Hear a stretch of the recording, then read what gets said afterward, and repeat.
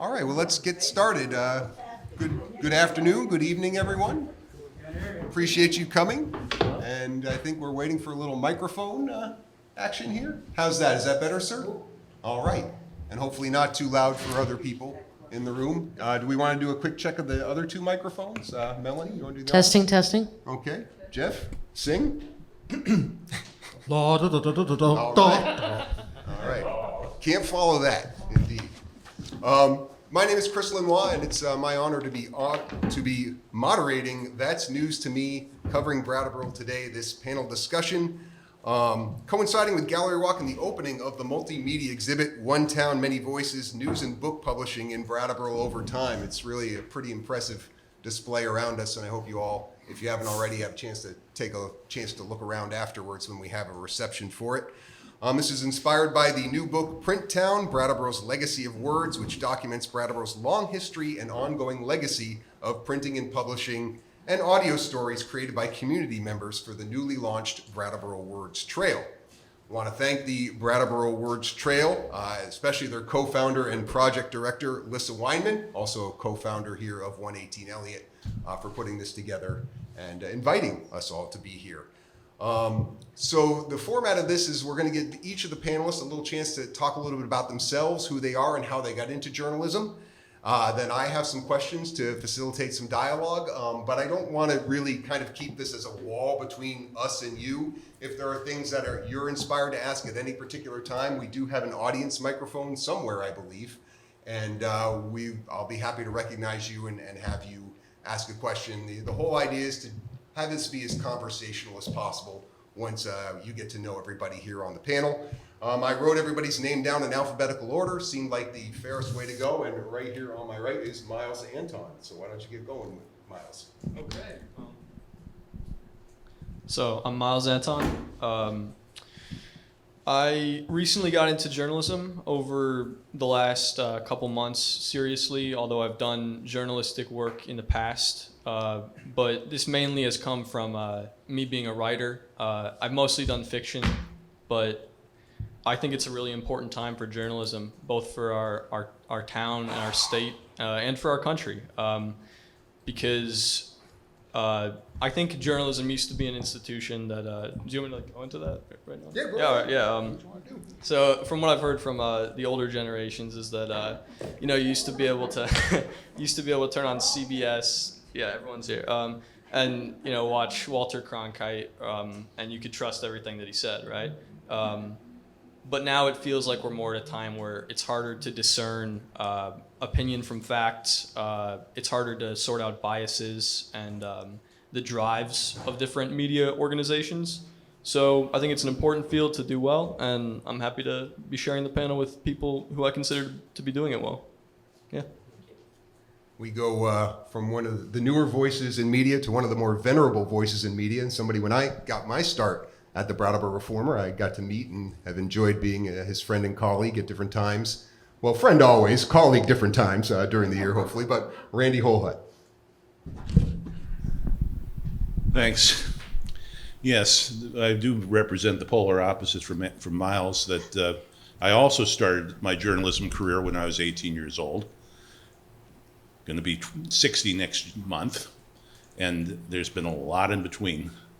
I came to Brattleboro thanks to Norm Runyon back in 1989, when the Reformer was, what the former editor of the Boston Globe, Tom Winchip, called the best small newspaper in New England. And I was thinking back to what the Reformer was like in 1989. There were two reporters and one correspondent in Bellows Falls. There was a Bellows Falls bureau. There were 5 full-time reporters in Brattleboro. There were 2 day editors. There were 2 night editors. There was the managing editor. There was a proofreader who also did a little filing and library duties. There was lots of people and doing lots of different jobs at the paper. It was, I think, the whole payroll at the time was something like 100 people were involved with the putting out some aspect of the newspaper, and it's changed greatly since then. Technology has played a part of it, but also probably the worst thing that I've experienced in the years in newspapering directly is how the money came in and changed the business. I got to Brattleboro because of a newspaper sale, and consolidating to an afternoon and morning paper, the Telegram and Gazette in Worcester, and they didn't need me, so they got rid of me, and I came to Brattleboro. And Norm Runyon saved me and gave me a life. I got this weird, wonderful town called Brattleboro. And then there was another newspaper sale, and more big money. And the big money that bought the Reformer back in 1995 got swallowed up by even bigger money in the hedge funds. That right now, it's probably so many newspapers are being owned by financial interests that have absolutely zero interest in journalism. And that has led to local journalism being diminished. And Brattleboro was lucky.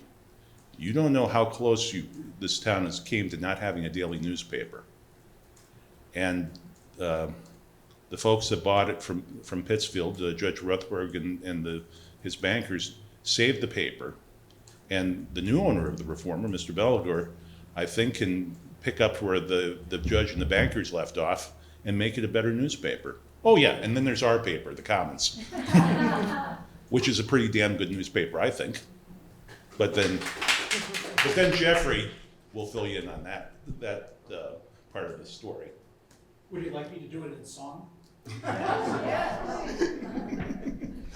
Thank you, Randy. You know, we didn't set it up this way, but I love how we kind of have people set up ping-ponging back and forth here, if for no other reason than to keep the cameraman, Austin, on his toes here. So, Gena? Yeah. Please.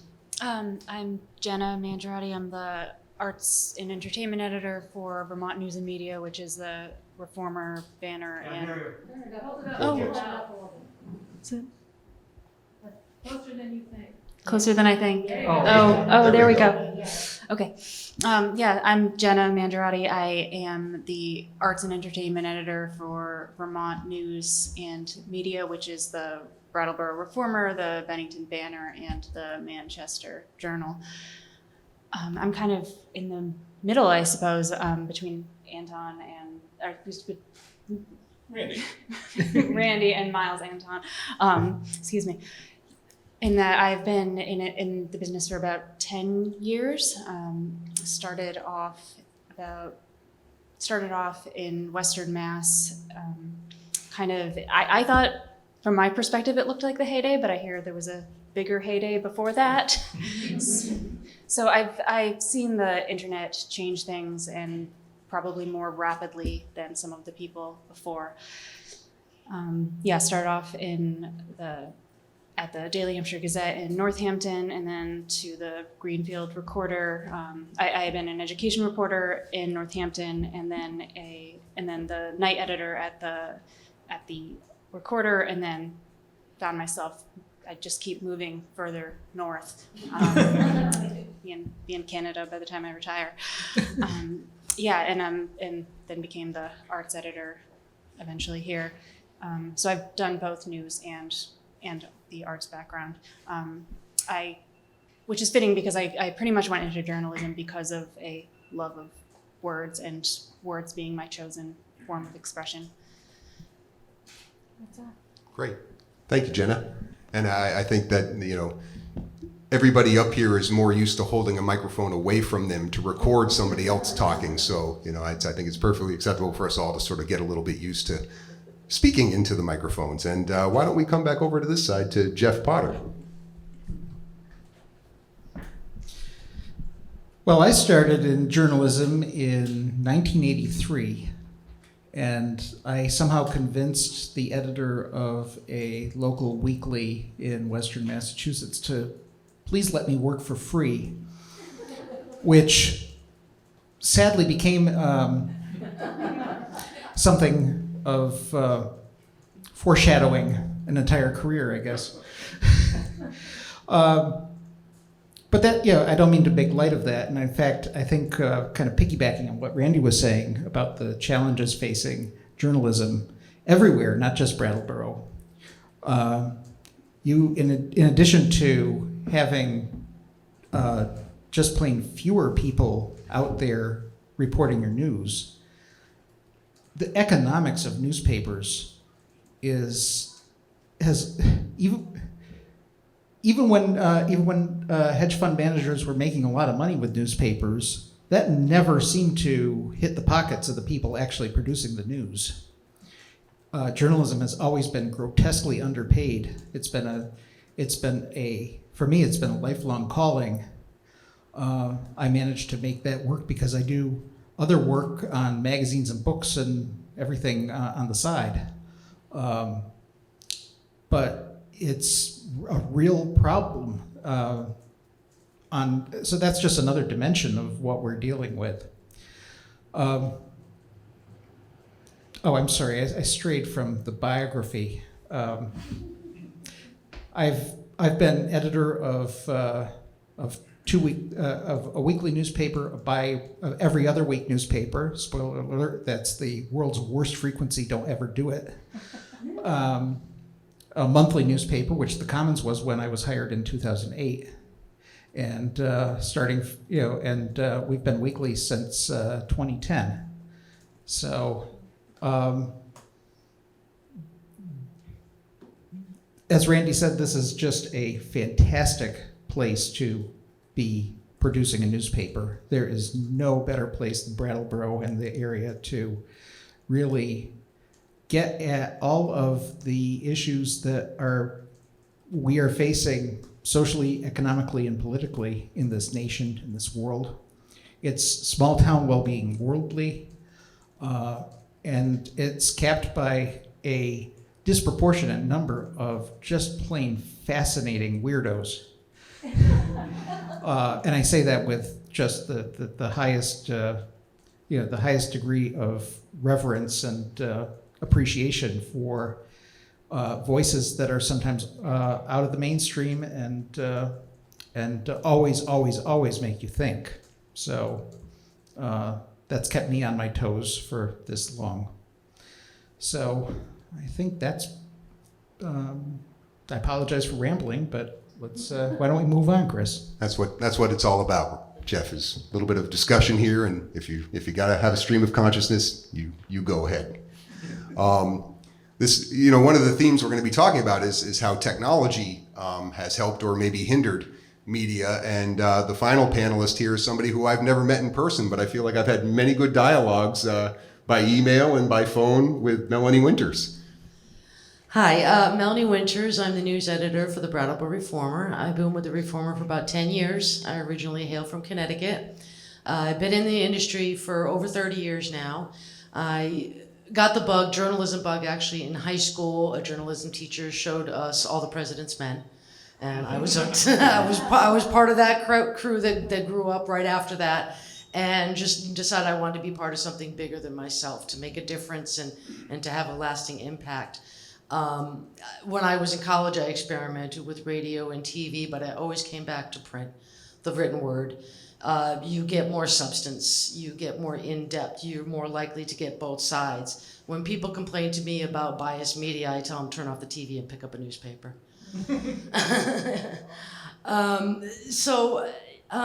We have had a lot of changes, and Randy talked on the hedge fund managers. I got my first job in journalism in '89, and that was at the tail end of the heyday. And it was shortly after that in the 90s that the corporations and the hedge fund managers started taking over and just squeezing profit for the sake of profit. Didn't care about the quality or the product or anything like that, or the community or the workers or how much they paid the workers. You guys covered it all. But I also want to talk about, we have challenges, and part of it is we need to do a better job of letting people know that we matter. Frankly, you need us, frankly. Studies have shown that communities with newspapers, with a strong local newspaper, have more civic involvement. They have less corruption and lower taxes. The banks take note, and you get lower bond ratings, better bond ratings. So even if you don't subscribe, you benefit from our existence. And Brattleboro is lucky to have 2 newspapers, and that's all I'm going to say. Thank you. Thank you, Melanie. And I realized I said my name, but I didn't really take a moment to talk a little bit about why the heck I'm up here moderating this panel. So I hope the panelists will indulge me just for a second to give you a little bit of my background. I grew up in this community. I grew up in Vernon and went to Brattleboro Union High School, and it was there that the best career move I ever made was breaking my arm in gym class because I couldn't play football anymore. And the history teacher, Bill Holliday, said, you know what, the Brattleboro Reformer hires students to write in the sports department. You're a good writer, you should do that. So he got me the job at the Brattleboro Reformer, and that kind of got me involved and really interested in journalism. A lot of my professional career has been on the dark side of the coin in public relations, pitching stories to journalists, but I have also spent time as the news director for WKVT and the host of a morning radio program there called Green Mountain Mornings for about 4 years. And yeah, I like the radio. I like the opportunity to talk and learn about things through that medium. And I'm just a news junkie. You know, I always have been, and I always really appreciate the voices that we have here in this community and the blessings that we have of 2 print media, a community radio station, a community television station. And I forgot to mention, I'm also the president of the board for Brattleboro Community Television. So it really is important to me that we continue to support all of these entities. I subscribe to the Reformer, I give to the Commons, and to me that's money well spent, because that is how we sustain the community and share good information in the community. And that's one of the things I really want to get into with this panel today, because the internet technology has a lot of positives and negatives, but one of the negatives is this difficulty in filtering the good information and the bad information. Now that's something that we're seeing much more on a national level when we talk about media. But I am curious, just as kind of a jump ball for some of the panelists here, and maybe more of the news-oriented panelists like Melanie and Randy, has that trickled down to this local level? Are we seeing difficulty in our readership and in our ability to report accurately and factually on the news? Why don't you start, Melanie? Are you referring to like the whack-a-mole social media Fake posts? news. There's a lot of nastiness brought on by social media, a lot of jumping to conclusions or not giving people a chance to explain, assuming that they know. They'll read a headline and not even read the story and just make all kinds of assumptions and so forth about just the headline alone. People just automatically assume the worst. I don't know how to deal with that, frankly. Randy? I know that the internet's given us access to more information than, say, a wire editor used to have 30 years ago. But it also gives us access to more misinformation than we've ever had access to on a news desk. I mean, there have always been cranks and idiots and people pushing things. And, the trouble is, it just moves faster now. Everything moves faster now. And it's a bit of misinformation can zip around the world before we even know that it's wrong. And you can just look at what's happened with the COVID-19 pandemic. The places that had strong local media, like Vermont, trust in government and trust in public health and public officials, like Vermont, and people who are willing to do things for other people and have consideration for the public welfare, like Vermont. And you look at our numbers, and we have the most vaccinated population in Vermont in the world, let alone the United States. The lowest death rate, lowest rates of hospitalization. That's because we've worked so hard through this pandemic. And this has been a kind of a 1.5 year long Brooks House fire to communicate the information and to if someone's spreading misinformation, to be able to squelch it and say, no, this is what it is. A good newspaper acts as a curator for information. You go online and it's like a fire hose. The information comes at you. A newspaper helps turn the faucet a little bit so you can drink out of it without getting your teeth blown out. I think that curation is really a key point when I think of things like WikiLeaks and just dumping information into the blogosphere in a way that anybody can sort of pick it up and interpret it, versus the idea of filtering it, analyzing it, corroborating it. And I think that that's really the difference between good media and good journalism, good reporting, and bad reporting. And I just wonder, as far as like, is media doing enough in any level, but particularly on the local level, to kind of show how the sausage is made, right? I mean, we see these things in the news, like people will read the Washington Post and say, this has been corroborated by 3 independent sources now, and they don't name them. We don't necessarily have to go to that level here, but how can we do those kinds of things here locally to try and show, again, how the sausage is made, how we can continue to show that we're doing our due diligence as reporters. Miles, as a freelancer, I mean, that's got to be especially challenging for you. If you wanna maybe speak to that in terms of your process. Yeah, absolutely. So a good example of this would be last Friday I went to the anti-CRT town hall. I don't know if anybody attended that or read about that. Say what CRT is. Critical race theory. It was anti-critical race theory town hall in Brattleboro. And that obviously, presents a conundrum of how do I report this? Whose voices do I take seriously and whose do I not take seriously? And I think generally just the best solution is to get as much information as possible from as many different people as possible, and then be as thorough as possible when explaining who these people are. That's my approach. Well said. Yeah, Jeff, I was gonna ask you to comment on this next, because I wanted to tell a story about one of the first times I talked to Jeff Potter. Was he called me to actually fact check something when I was marketing and PR director at Marlboro College, and there was a story, and you actually called me to fact check something, and Well, I assume that's part of your process. It's an essential part of the process. I wish I could do it more often in terms of calling people and establishing relationships, but going back to the fire hose of information, at least that information is out there, and developing a sense of how you can quickly fact check things. I will tell you that pretty much everything that goes into the paper, short of the sports section, which there's nothing I can really add factually to the sports section, as many people in the community know. So Randy's the final arbiter of fact there. Literally, there is nothing I can add editorially. So, but every other part of the paper, I always do my best to find any sort when there's any sort of discernible fact. I will try to check it. Names of artists, names of writers, names of politicians. Our entire voices section, arts section, drops names and quotes and book titles and play titles. Everything I try to the best of my ability to run through Google, and you would be surprised at how many.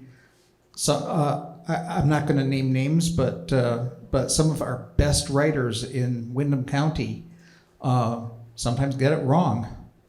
They think they know, and they don't check it. Well, I do. So that's not a humble brag. That's just what our job should be. And going back to what Miles was saying about this particular meeting and this particular group, it resonated with me because I don't think anybody from the Commons was actually there but I will tell you that that a press release was issued for this event, and that presented a huge conundrum for me, because in effect that press release, the entire event, objectively, and this is not opinionating, objectively was putting forth information. The entire event was based on information that was completely inaccurate and has been weaponized by right-wing propaganda. And the question is, do we present that as an event, as a press release, and just let that stand? Do we even put it in quotes and just say, well, not our problem, that's what they said? That was I think Randy spent an ungodly amount of time on it, and I spent an ungodly amount of time editing it from there. And I think what I ended up doing was putting some information about gleaned from Media Matters and the Brookings Institution, and attributing it pretty carefully, and also differentiating what their actual and respecting what their actual point was without acknowledging that what they were calling it was something other than what that thing is. So I don't know. I haven't heard any feedback, and I don't think, unless you haven't told me about any nasty phone calls from them. But it's not a question of trying to. It's not a question of trying to force one's opinion on a differing opinion. It's saying that there are lines in the sand where it's just not true. I am not putting that in the paper. It is not true. What is true? What can we say that is true? How can we get to a middle ground that acknowledges what they're trying to get at without adding to a problem of mistruth? And again, this has nothing to do with where you fall on the political spectrum. It's purely objective, and I think the media writ large has to be a lot more diligent and a lot more active about not being afraid to do things like that, and not being afraid to thinking that you're going to be called partisan or slanted or whatever. It's not if it's not true. Okay. Well said. I should have sung it. Yeah, right. I think you really hit on something important there, in that technology has in some ways replaced the human resources to do things. And for some parts of what the newspapers do or what media does, that can work when you're fact checking things, and we have these databases, these resources to look or provide necessary context. But there are other aspects, and we've heard a lot of the folks on this panel already kind of talk about the loss of person power in the newsroom to do those kinds of things. And I don't know if always technology can augment that in a way. I think of what Gena does for the arts here. Look outside right now in terms of what's going to be happening at Gallery Walk, and all the things that are happening, and all the organizations doing something, and all of them calling or emailing Gena and saying, can you put my story top of the fold, front page? Can you talk a little bit about how you make those editorial decisions, and how organizations can be a partner with you, and how you use technology to kind of, aggregate the information you need to put together the entertainment section on a week in, week out basis? And we'll ask the Commons that too. But. For sure. I'm doing it again. For sure. I'm going to steal a phrase that Melanie used the other day when we were talking, which is boon and bane. Social media has been a boon and a bane. For me, covering arts and lifestyle and culture and what people are doing, it can be really helpful. I find a lot of what people want to read about, cool things people are doing because someone is doing something that they're proud of, someone's taking pictures they're proud of. Where's the first place they put it? On Facebook. And it's a good way for me to connect with people, and a good way for me to reach people in that way. And I'm worried I'm straying from your question. No. Okay. Yeah, it's a good way for me to reach people and make those contacts, and then hopefully take as much care. Take as much care with these stories of what people are doing, of what they enjoy, of what drives them creatively, and tell those stories with the same careful fact checking and same dignity as the news side does with exposing corruption and the harder stuff. And your question about determining where things go, who gets to be at the top of the page. Well, I was mostly just a sarcastic crack, because everybody wants to be at the top of the page. But if you want to reveal it to those of us who give you press releases, I'm sure we'd like to hear it. No, But, it's a fair question. Yeah, and it's something that we're still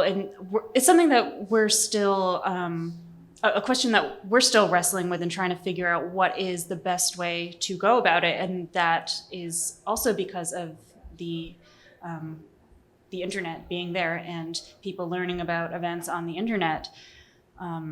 I've tried to move toward a model where everybody gets their events online, and we'll try to get a listing in print if we can. But the priority for me has become to get, when people send in press releases, when people say, hey, I want this event to be out there for people to know about, my first move is usually to put it online, and then I will hopefully get it in print at some point, because there are so many events, and as far as the stories that I run in print, I try to be more in depth and focus on the human stories. And so, okay, this artist is doing a show, more than that they're doing a show, now we're going to talk to them and find out what drives them and what drives them to write the music they write or paint how they like to paint. So telling those human stories behind the local artists, that goes beyond event listings, and that's what I focus on in the print edition.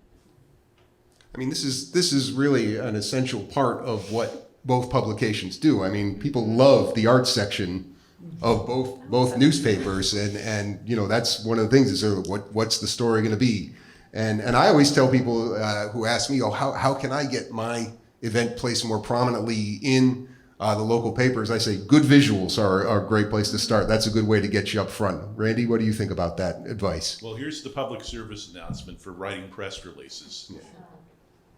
Please cut down on the adjectives. Yes. We don't need exclamation points on every sentence. Generally, what you're doing may not necessarily be the biggest, most interesting thing ever held. And if I can't figure out what your event is, the chances are the reader's not going to be able to figure out what the event is. So please write in English, and please write declarative sentences that are understandable, that are short, that can be easily scanned on a printed page. That's the public service announcement.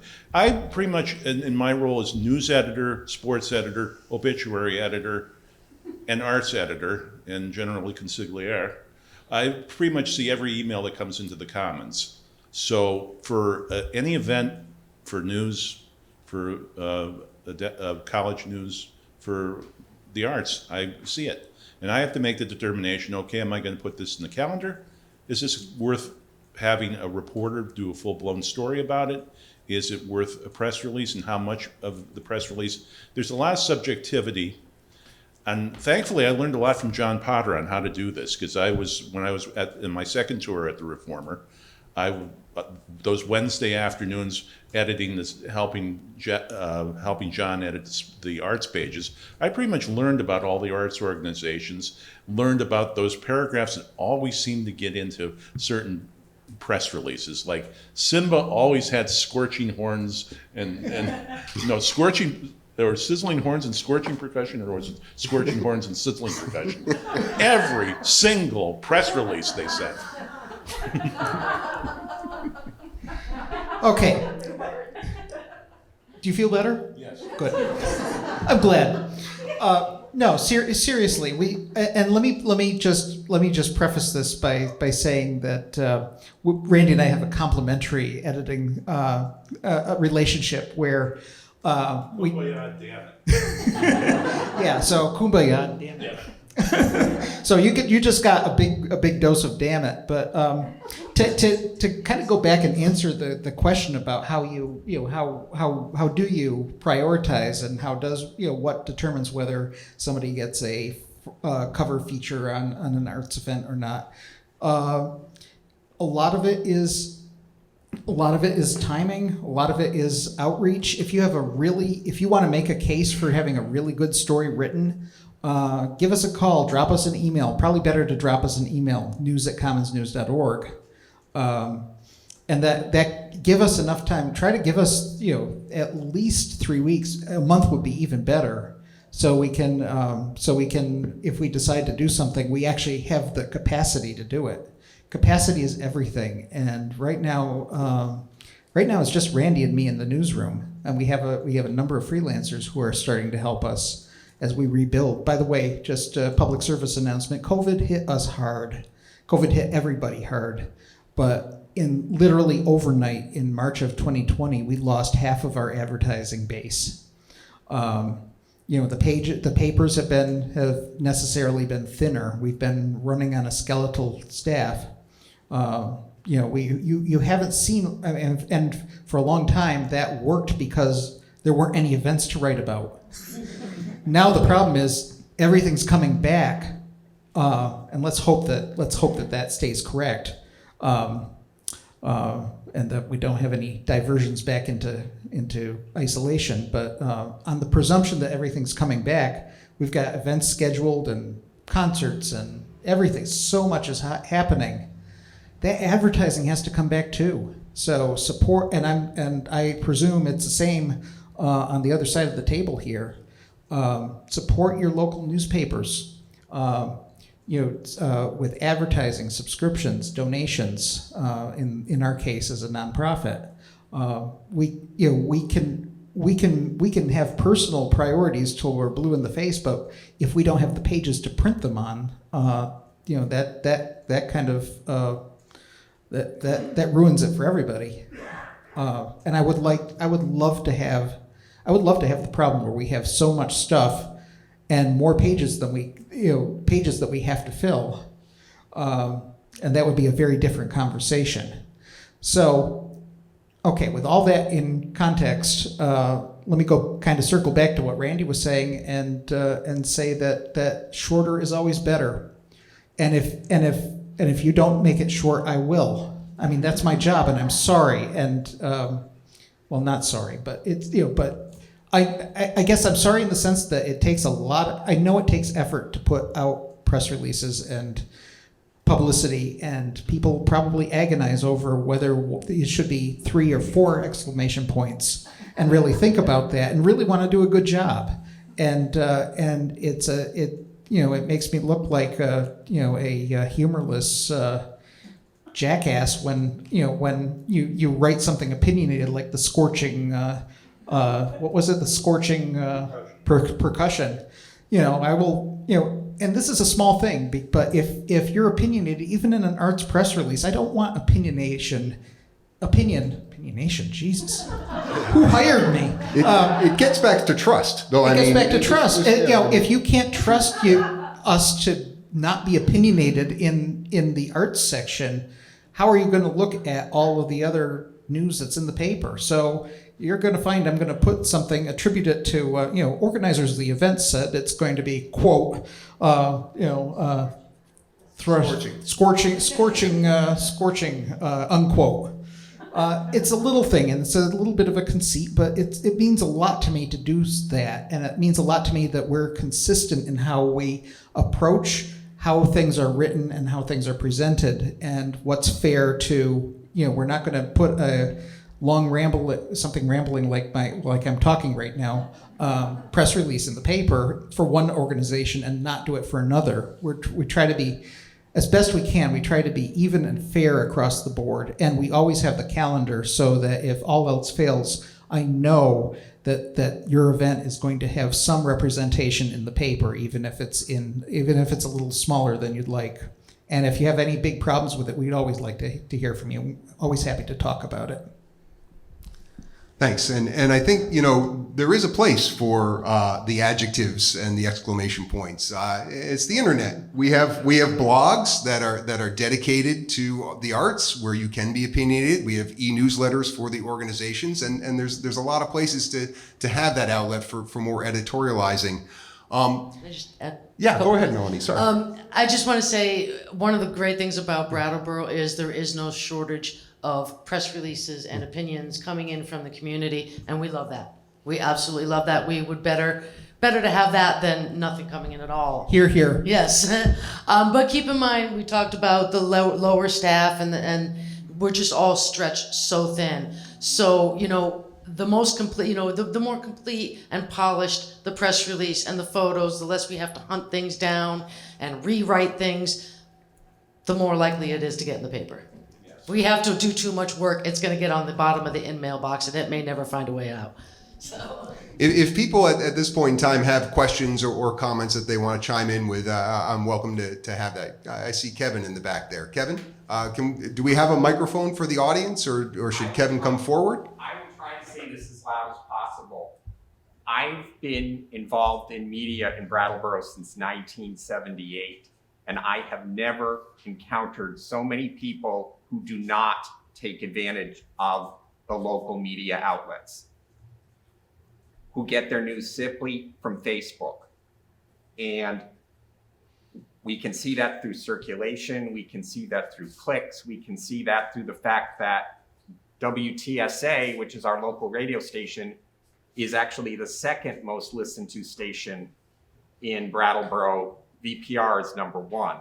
So the question I have is, what as individual and collectively as the media are we doing to talk about the fact that more people in Brattleboro and Windham County do not get their news from us than get their news from us, which is much different from when I started, when everyone got everything. I don't think that's specific to Brattleboro. I think that's a national trend. Frankly, I think Americans have gotten lazy about how they get their news. But I guess the question is, and I'm not blaming us or Brattleboro, but I guess the question is the media is, we can talk about what we do, but if fewer and fewer people are taking in what we do, at a certain point, when do we start taking a proactive stance in terms of trying to stand up for the media, the importance of the media, why the community needs to support the media?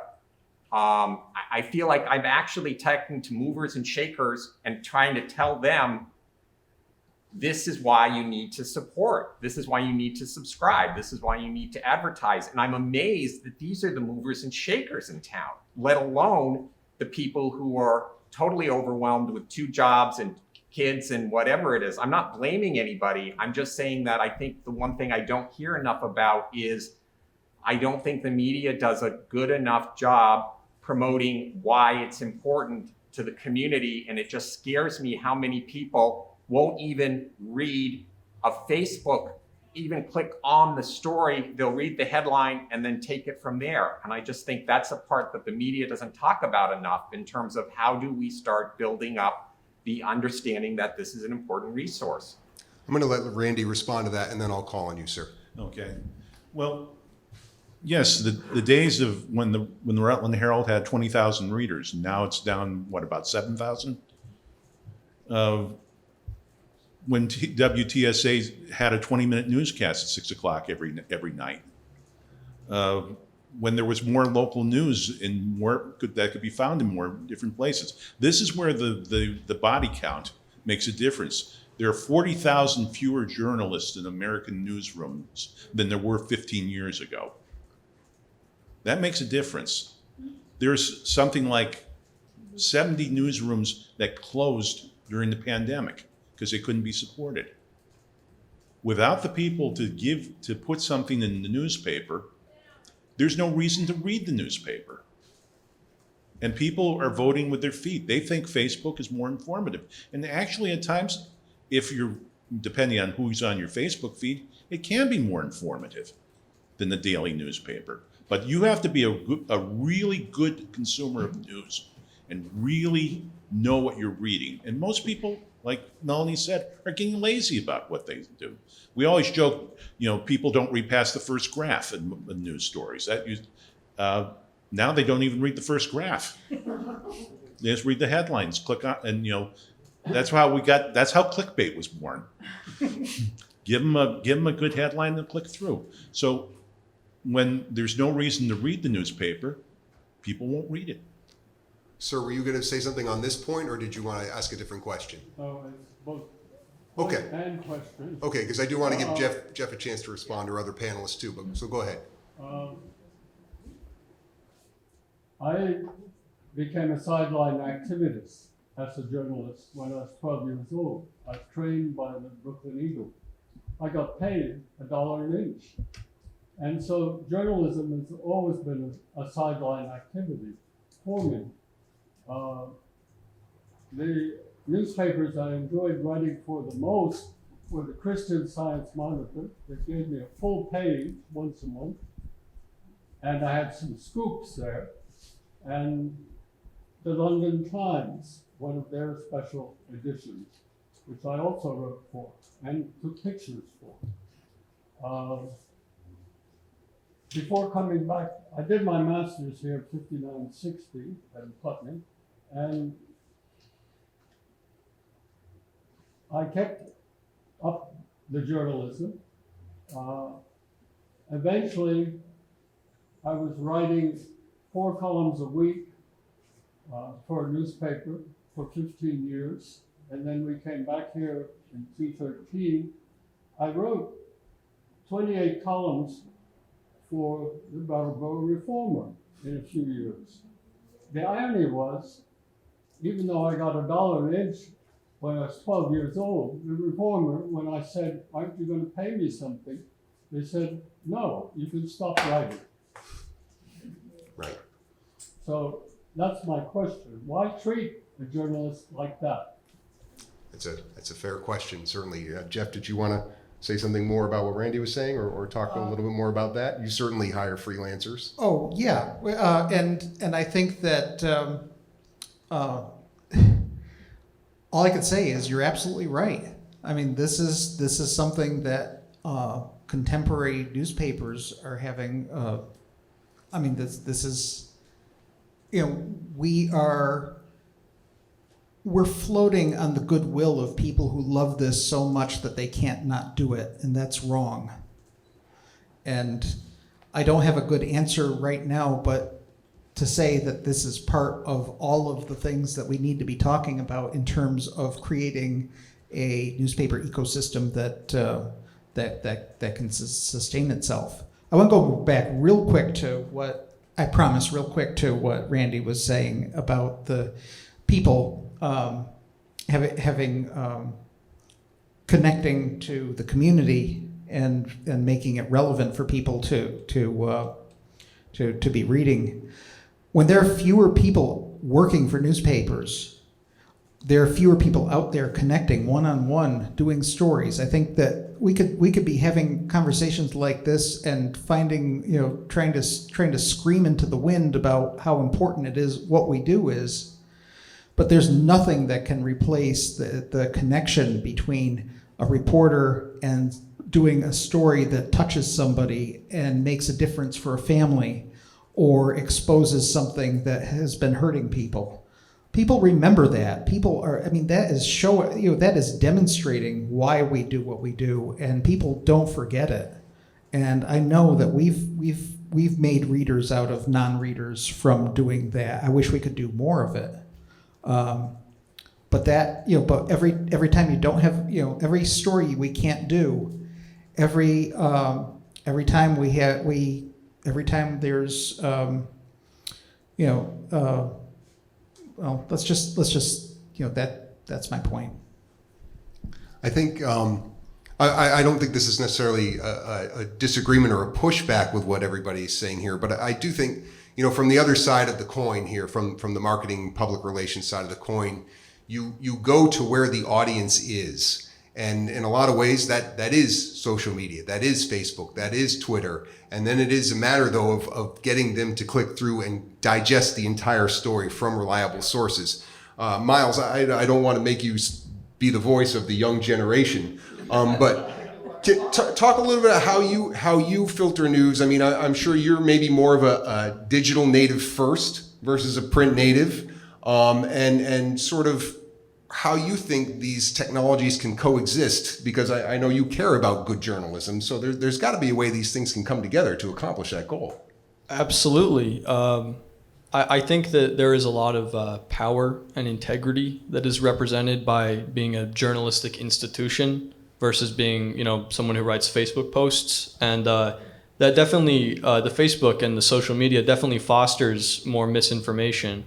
But you can also get essential stories through, guerrilla journalism, through social media. Like how many videos have people seen of police brutality that have been exposed that way? Like the entire George Floyd story, that wasn't uncovered by a local paper, right? That was just someone who had a cell phone. And so to say that there's no value in that form of journalism, I think would be a huge mistake.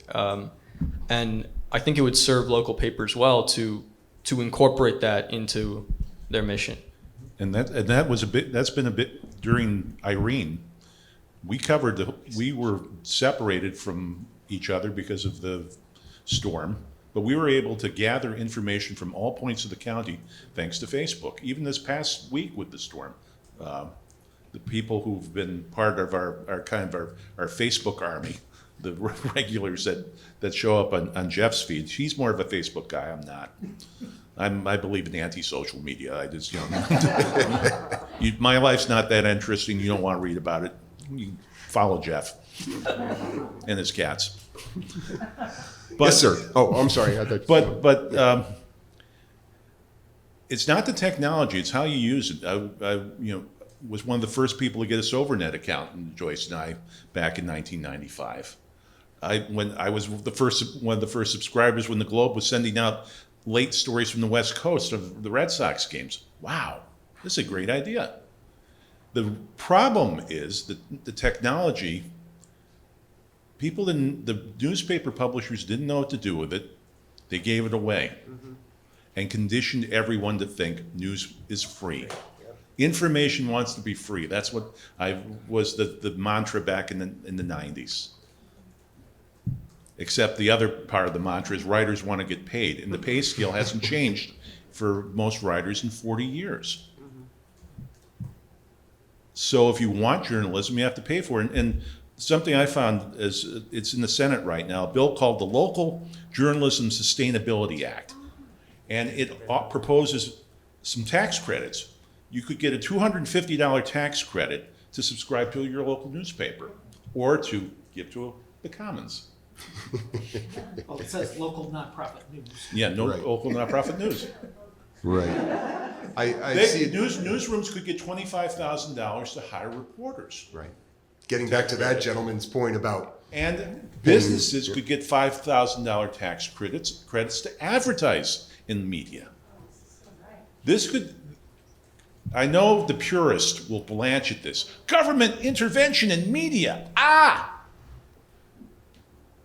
The market has failed. Now we have newspapers owned by conglomerates and hedge funds to demand 20 and 30% profit margins that no business makes that kind of profit. You want journalism, you have to pay for it. You have to support it. You have to read it. You have to challenge it when it's wrong, support it when it's right. When someone says fake news, you have to stand up and say, no. Maybe what you're getting might be fake news. I like Will McDonough's retort when he was the sports writer, late lamented sports writer from the Globe. When someone called to give him an earful, he would say, the difference between you and me, pal, is you think and I know. Clack. We have, as reporters, know something because we have a position that's protected in the Constitution of the United States of America. People yak about the Second Amendment. Guess what the first one is? It's freedom of the press. Yes, it is. Let me go to this gentleman over here who's had hands up for a while, and then I'll come back to you. Yeah, Yes. Paul Reeves from Bellows Falls. I says, my brothers and me delivered your Reformer for years, hoofing up and down Grizzle Drive, and I contribute that to building up my calf so I was good in football.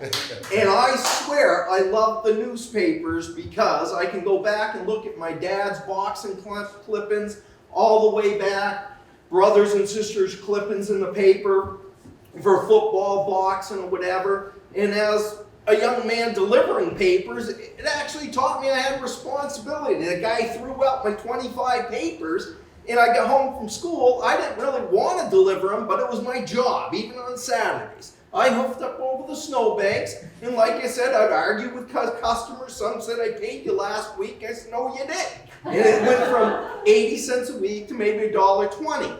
But and so I enjoy the paper, and I can light my wood stove, and I don't use the internet, I don't have a cell phone. But I do agree with this gentleman that local public access is important.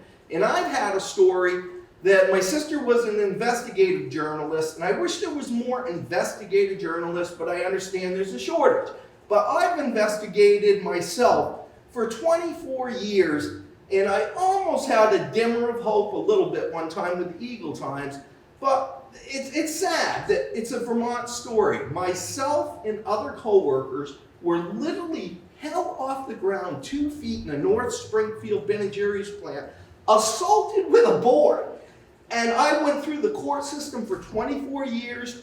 It's documented. Met Ben Cohen and Jerry Greenfield at Keene State College a couple years ago, and my therapist says, they will apologize to you, Paul. And I told them, and I never got an apology for any of that over the years, and no help from the state. So I did a show last week, it was called Naked and Afraid, Totally Exposed on our Fact TV. And I'm sure they didn't like it, but it's the truth. And if anyone wants actual documentation, sworn written statements from other people, that's a big story in Vermont that somehow got missed.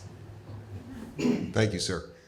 Lisa, did you have a question or a comment you wanted to add? Yeah, both. I think part of the motivation, I want to hear your, more about what you thought about the press release, because I wrote that. So I want to hear that, like maybe later, over some beer, and a reception. I want to hear about what you thought was inaccurate about the press release, or yes, there was some opinion expressed there. But my question was, should there be government support for journalism? And then you said that, so I'm thrilled. But to Kevin O'Connor's point, part of the reason I wanted to do this panel too was just because people really don't understand the role of a real journalist in our society. And I think nobody really answered Kevin's question.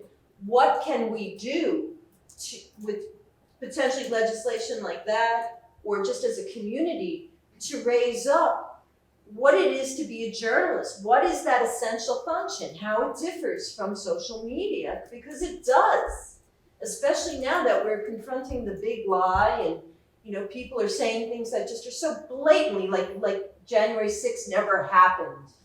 We have all the proof, and I have intelligent people telling me it never happened.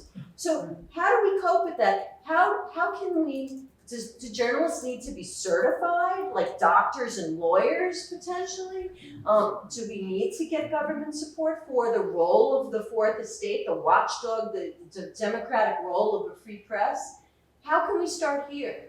Well, and I didn't mean to overlook giving people a chance to answer Kevin's question, so I apologize if that's the case. But I think you make a good point. Let's ask each member of the panel, because we are getting close to end of time, but I do want to take a couple more questions. But let's ask each member of the panel what they feel their role is as a journalist. And Melanie's ready to go. She's got. Yeah, I did touch on this a little bit about the need for our industry to market ourselves better. In terms of, we do matter and we're important and you guys benefit from our existence. I think part of the problem is we've never been very good at marketing ourselves. We're used to being the fly on the wall, being, detached from everything and just in observation mode. So, marketing is a different thing for us. That's the dark side, if you will. No offense. None taken. But I do think that we need to do better. But we're kind of stuck between a rock and a hard place too, because if we try to step out and promote ourselves, then people accuse us of self-serving. So I don't really have the answer to that. I do know that we do need to do a better job of marketing ourselves. I'm not quite sure how to do that. I'm not a marketing expert, so. Gena, you were nodding your head a lot at what Melanie was saying. Is there anything you want to add to what she was saying? What Melanie was saying about being, how we're used to being a fly on the wall, we're used to being the observers, we're used to not being self-serving.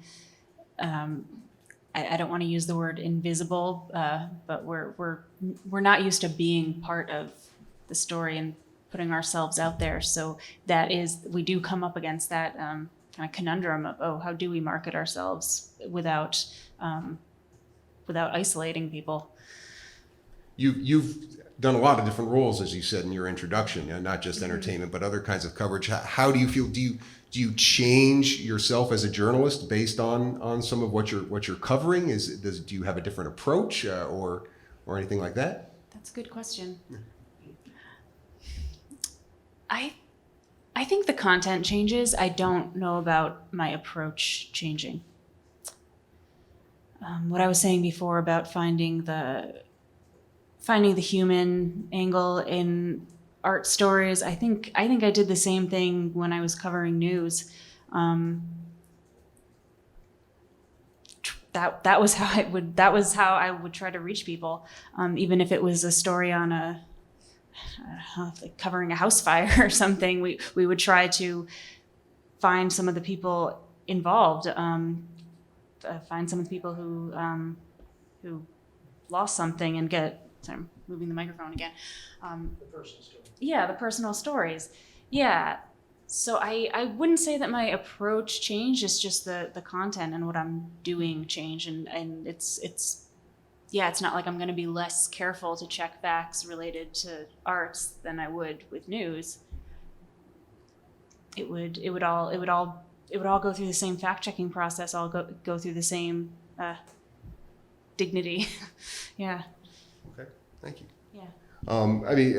Randy, the number of roles that you've played in journalism over the years, and something that I said in the paper for this forum was I don't think the standards of journalism have changed, just the platforms by which we deliver it. Do you agree with that?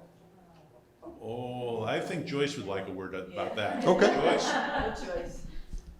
This is just something, I guess, Melanie, for you, something I just heard the other day that really kind of upset me, that you're doing sponsored content, that you're running what are really ads, and you're presenting them as stories. And I am wondering about how, pardon the word, cheapens the real journalism that you guys do.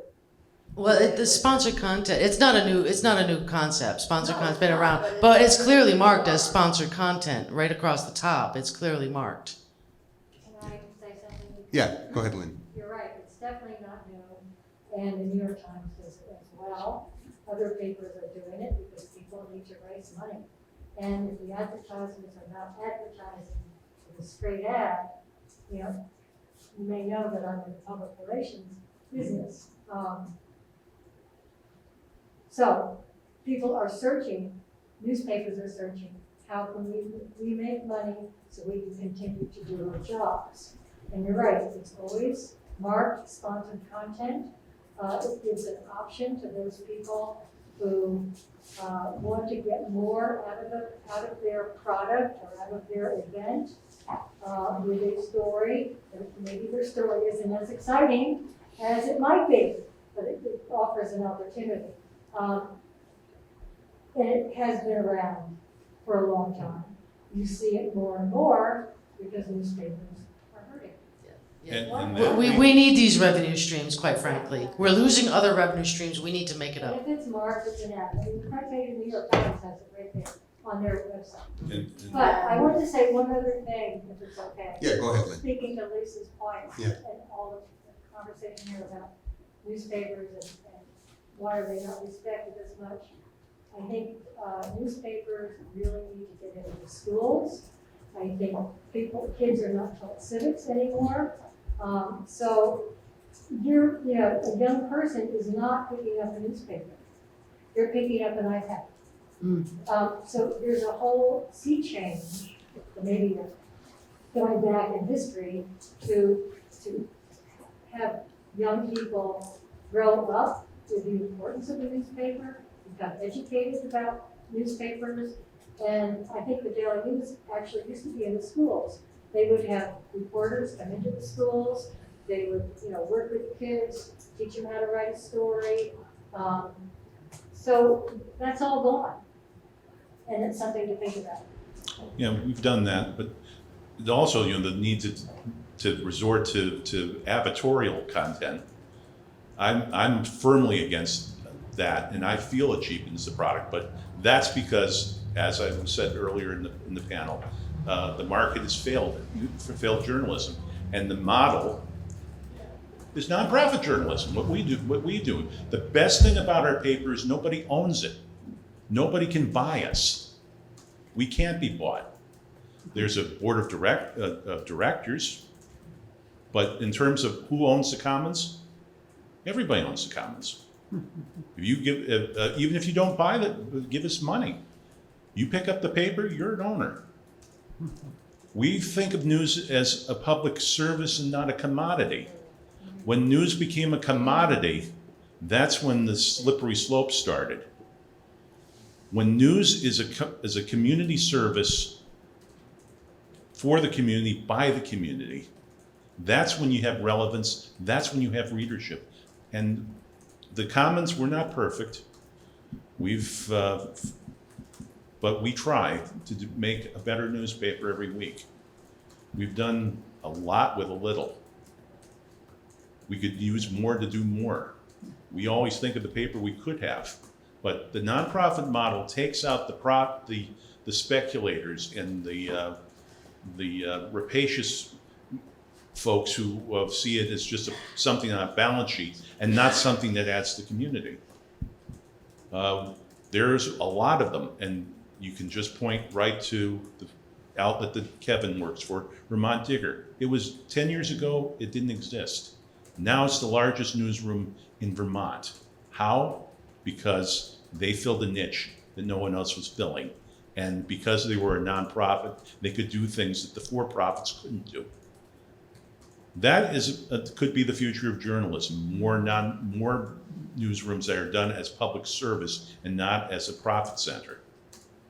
That's our plug for our model.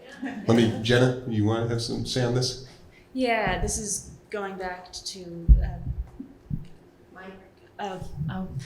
This is going back to what Melanie and Lynn were talking about.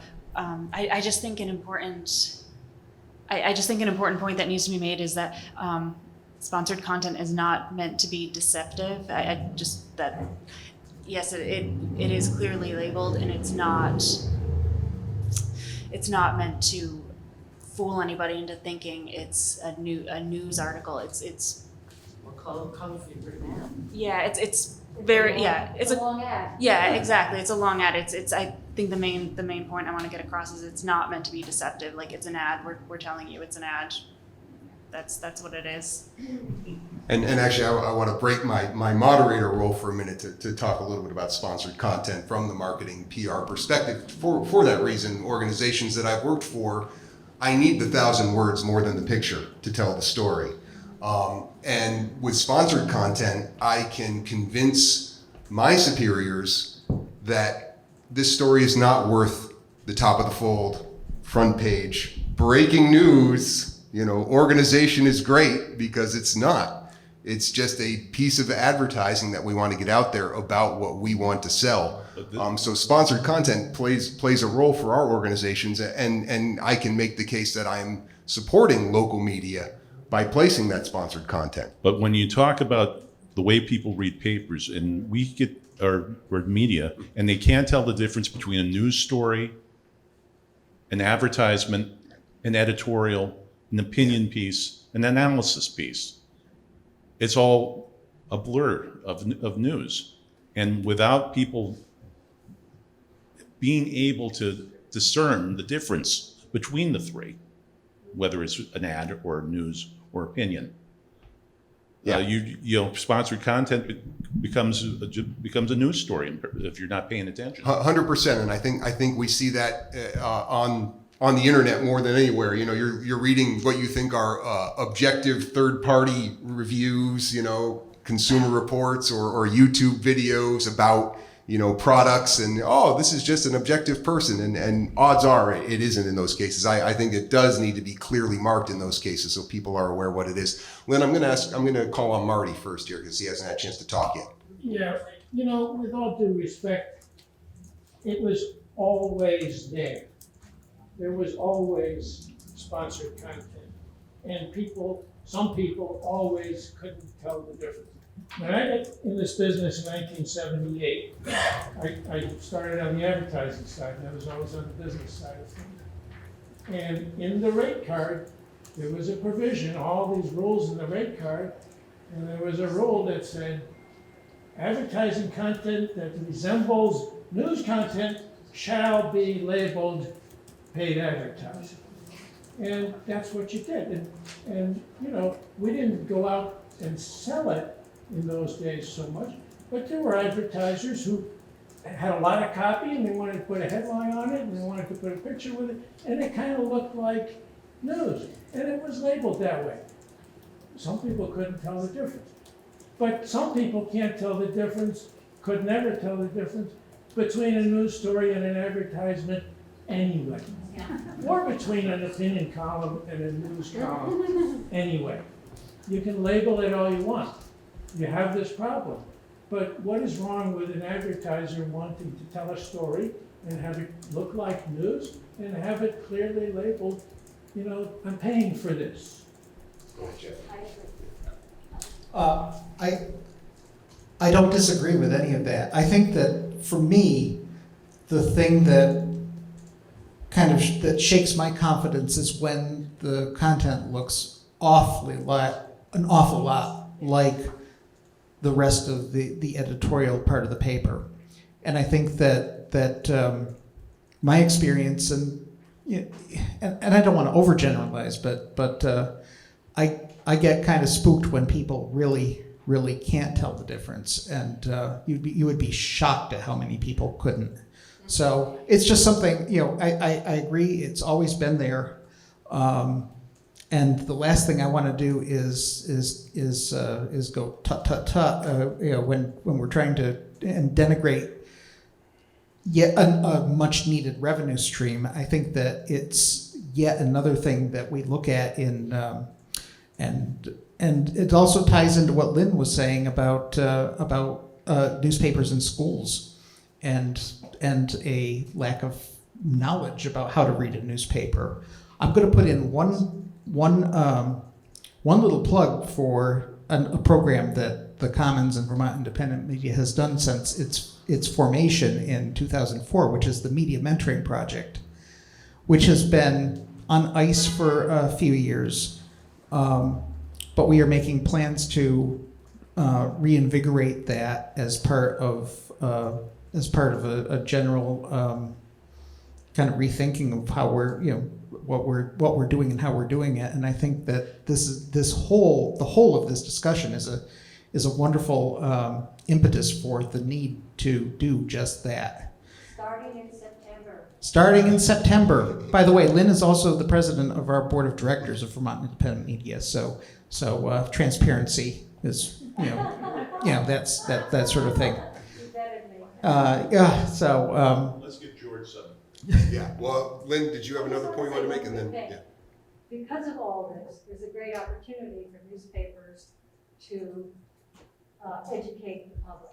Mm-hmm. In other words, we're complaining about it, the public, blah, blah, blah. Well, this is an opportunity, as I say, from a PR point of view, to educate the public to these issues, right? We need to help them learn how to read a newspaper, learn what's what. Exactly, and it's been part of our nonprofit mission since our beginning. And also, I would like to say to our friends on the other side of the table, if you want to collaborate on any of this, we would love to have some help with this. I think it would benefit everybody in the community and both of our organizations. So, I mean, this sounds like I'm putting you on the spot, and I don't mean to. It's just what's that? I'd like to learn more about it. Yeah, If you have some information you could. Absolutely. So. Okay, sir. Hi, I have a question for both organizations. But Randy, when you were listing the employees of the Reformer, you neglected the fact that we had a correspondent in virtually every town in Windham County. That was when you were there. Yes. In the 70s. By the time Joyce and I got there, most of them were gone. Joyce was a Vernon correspondent when she started with the paper. We had Kathy McMaster, who did fantastic work up in Wilmington, God bless her soul. And but my question actually for both organizations, maybe it's a misperception on my part, But in the Reformer, I'm seeing more stories out of Bennington and Manchester and that side of the state, as opposed to local stories. And in the Commons, I'm seeing more lengthy stories and fewer stories. In other words, stories 150, 200 column inches. Is this a result of not having the person power to write more stories, or is this a change in your coverage? Is this a change in your editorial policy? Okay. Can I start? Okay. A little bit of both for us. Part of what you're seeing, the expanded Bennington and Manchester coverage, it's our arts and entertainment, Southern Vermont arts and entertainment. We've incorporated all of the papers into this one entertainment section, so we're trying to include other events happening in Southern Vermont. In terms of, we also, it's not unusual for us to pull stories from the banner if we have a news hole to fill inside the paper, but I mean, our page one is still local stuff, But we figure, people want to know what's going on also in other parts of Southern Vermont. I live in Whitingham. I want to know what's going on. I'm still in Windham County, but I want to know what's going on in Bennington. It's not too far away from me, so I don't think it's a stretch that people want to know a little bit, at least news nuggets about what's going on the other side of the mountain there. I would say from the perspective of our paper, we have fewer. It's a combination. Number one, you're right. We have fewer people writing, and as I said earlier, we have fewer pages to put in anyway. I think that also, I'm thinking how to say this without sounding nasty. And this was 2 owners ago, so please don't take any of this personally. But there was a time when when Alden Capital, the hedge fund that owned the Reformer, you were stripped down to, I think, 1 reporter by that time. Yep. And we really, there was a lot of community support for us to fill some of those gaps. So we had a far more active newsroom with far more active, more stories of more of shorter length. We had a dedicated reporter who was covering, I think, 5 towns in Brattleboro and some of the other surrounding towns, doing municipal coverage for a town and village section, which I would love to see return. But I'm also going to say that the return of the Reformer to local ownership, or more regional ownership, or more or less evil ownership, Dedicated ownership. Also, thankfully, involved more people and more reporting power. We don't want to be. You don't want a weekly newspaper to be chasing ambulances, and it's not the best use of our time. We can't be. We were doing the best we could, but personally, I am thrilled that we have a much more vibrant, sustainable daily. It serves a completely different purpose from what we're doing. And going back to the answer to your question, what I'm trying to do is more stories of a longer, more regional focus as we get trying to get big picture stories, and then as we get more resources we could start to fill out some coverage that makes sense. That's also not. We don't want to be fighting over table scraps.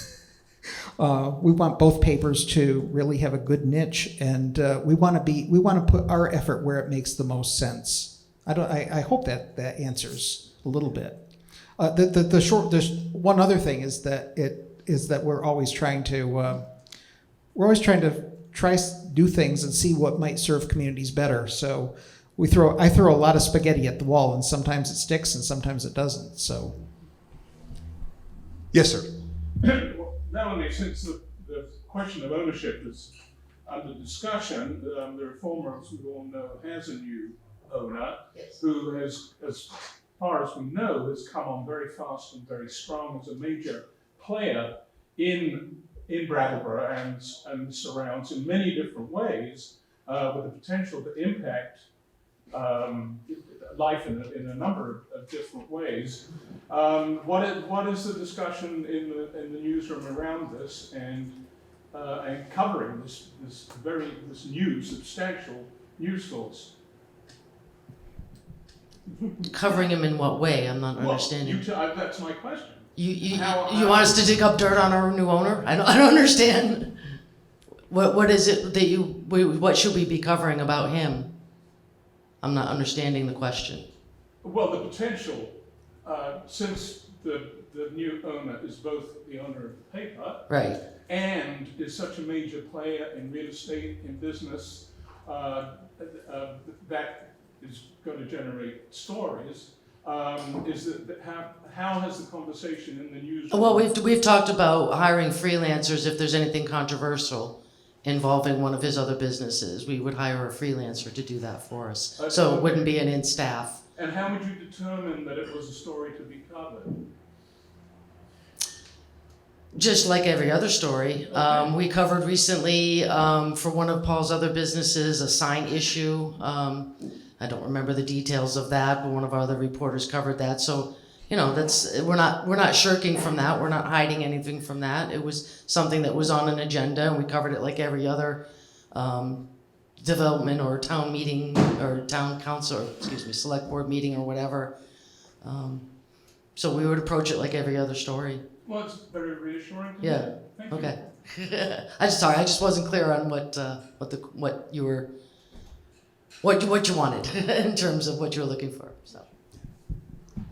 Well, we are just about at the end here. I want to go back to a point that Jeff was making in terms of the media in this town and how they coexist, because what you were saying, Jeff, reminded me of a conversation I had with the new owner of Mount Snow back when Peak Resorts purchased it from American Ski Company. I was talking to him and he said, we're not in competition with other ski resorts. We're in competition with other forms of entertainment. And I think that's a healthy attitude when we think about the ecosphere for media in this town too. I mean, we have a strong daily, we have a strong weekly, we have community television, we have community radio, we have commercial radio. These all serve a purpose, and these all certainly do their best at serving the public. And I think these conversations are really healthy for doing that. I want to thank Miles, Randy, Gena, Jeff, and Melanie for their time. I want to thank Brattleboro Community Television for documenting this. I want to thank 118 Elliott and the Brattleboro Words Project for hosting this. There's a lot of great examples of great journalism in this community on the walls around us. I hope everyone will stick around for the reception and take some time to see the exhibit. Thank you so much for your time tonight.